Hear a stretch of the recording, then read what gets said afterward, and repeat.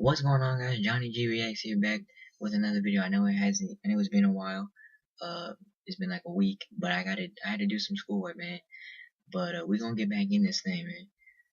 So we're gonna be reacting to 10 illegal things you do all the time. So let's get into it, bro.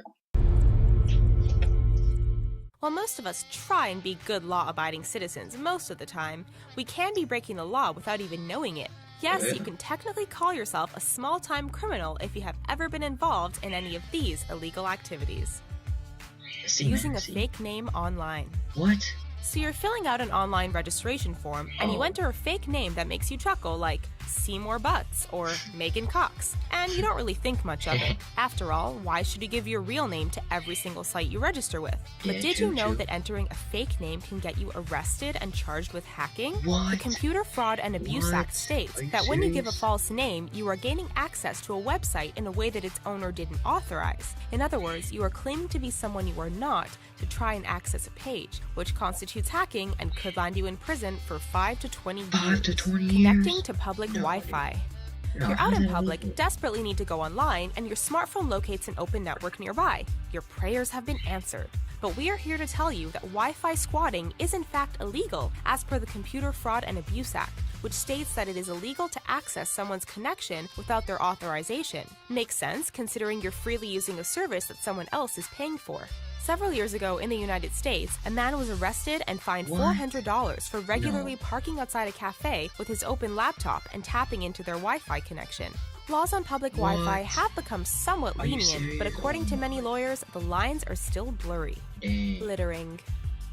You might casually toss that empty wrapper on the ground without thinking much of it, but watch out, you litter bug, because in many North American cities, littering is a criminal offense. In California, for example, the punishment for a first-time litterer begins with a $100 fine and 8 hours of picking up roadside litter. In Washington state, throwing a lit cigarette on the ground is considered a Class B misdemeanor, with a fine of up to $2,500 and 5 years in prison. Throwing trash in water, on highways, and on properties is considered a Class A misdemeanor and carries a maximum fine of $6,250 and 10 years in prison.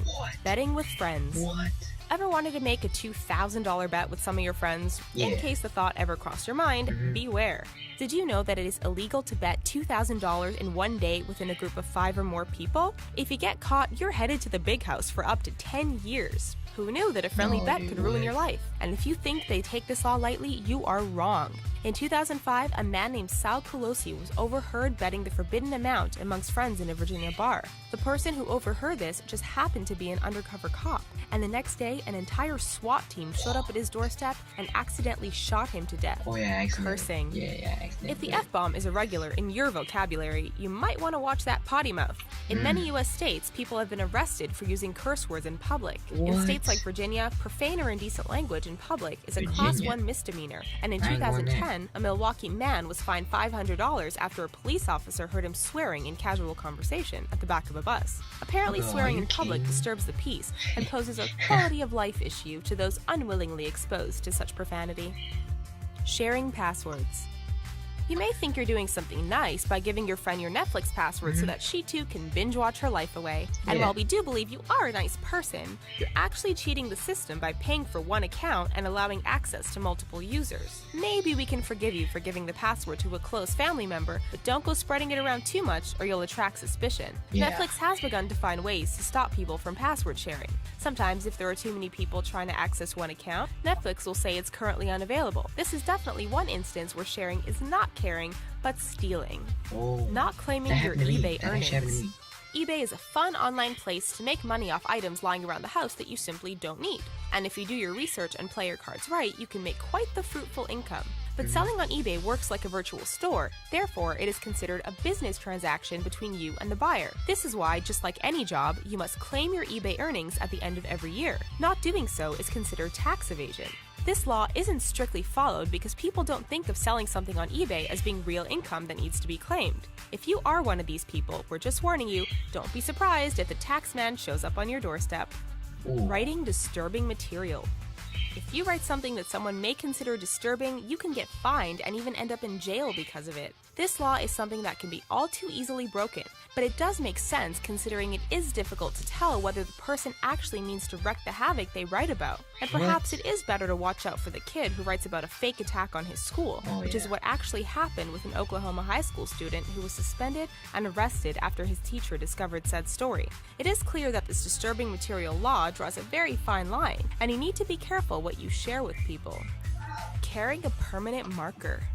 Watch those illegal school supplies, kids! If the cops decide to check your bag and find you with a permanent marker, they may have the right to haul you away.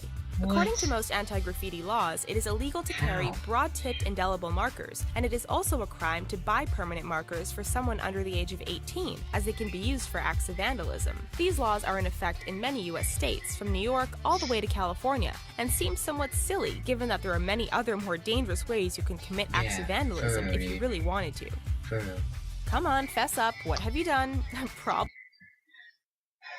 Alright guys, that's gonna be it for this video. I hope y'all enjoyed this one. If y'all want to leave a like, you can subscribe as well. Leave a nice comment, leave a mean one. It helps me either way. I'll probably be uploading tomorrow. We're gonna see though. I'm gonna see how school goes and all that stuff. But other than that, guys, it's Johnny G, and I'm out, bro.